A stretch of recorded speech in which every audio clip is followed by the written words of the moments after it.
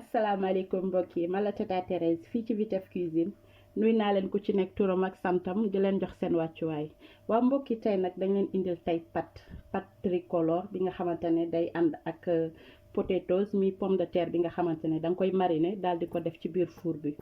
Bon, aujourd'hui on vous présente une recette de pâtes, c'est des pâtes tricolores avec des potatoes. Et pour faire notre recette on aura besoin des pâtes, gis ngeen pâte bi nii lay mel,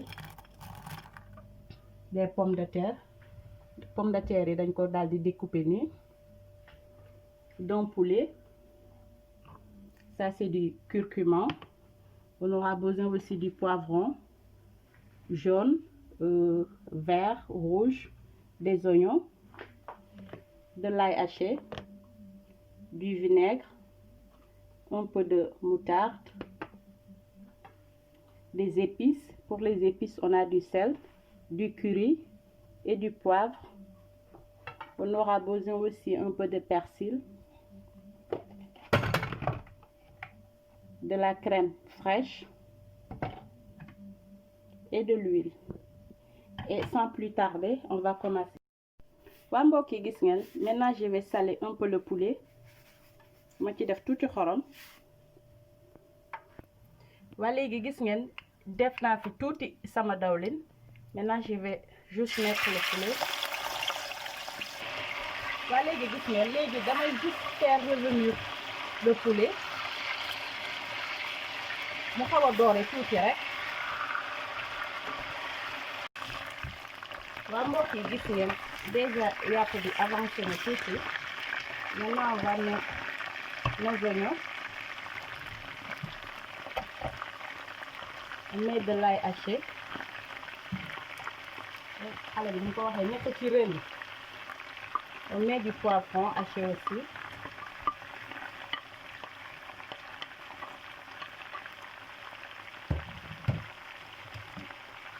Je mets les épices.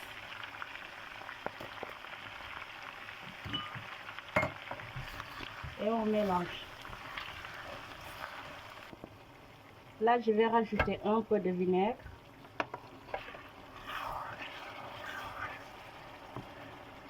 waaw tey nag moom célibataire yi laa toggal. Célibataire yi ak étudiants yi ñi amul jabar.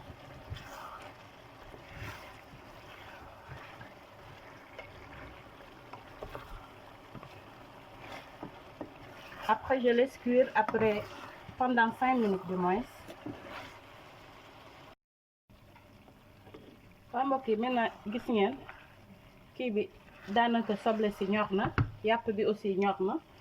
Là je vais juste mettre de la moutarde.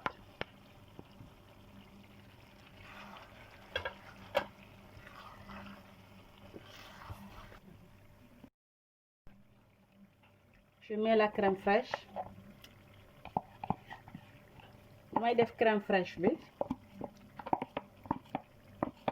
comme sauce bi ñor na.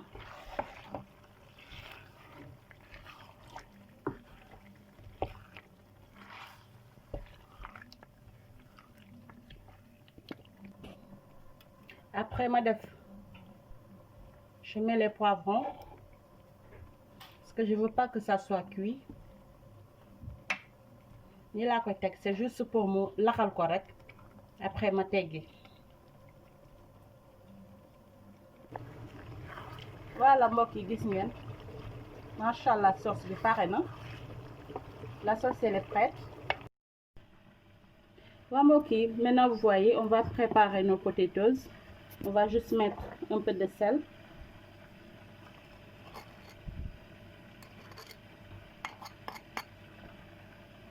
On met du poivre.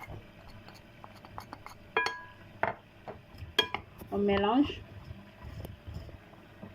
Après, on met du curcuma.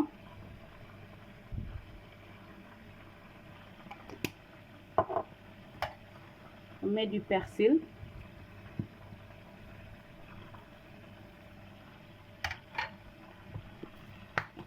On met de l'huile d'olive.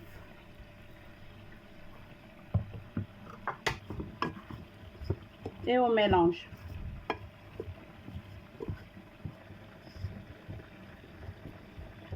Maintenant, après avoir fini de mélanger, vous prenez un plateau qui va au four.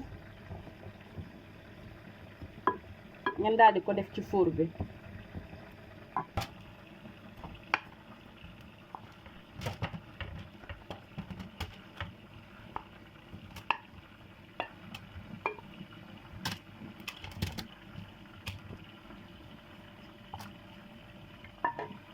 Là, vous voyez cette marmite, c'est pour faire bouillir les pâtes.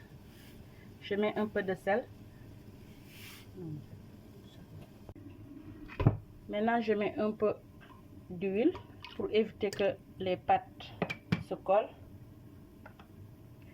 Il y a déjà du sel dedans. Léegi damay bàyyi nag ba mu baax ma daal di def sama pâte. Waa mbokk yi gis ngeen pâte bi ñor na. Maintenant, les pâtes sont bien cuites. Je vais juste rajouter un peu de beurre. ci def tuuti beurre.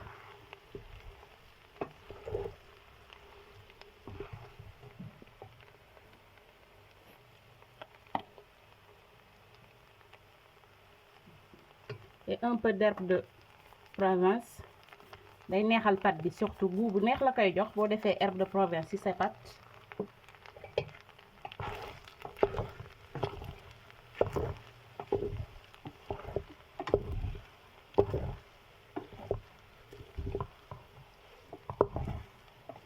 Voilà.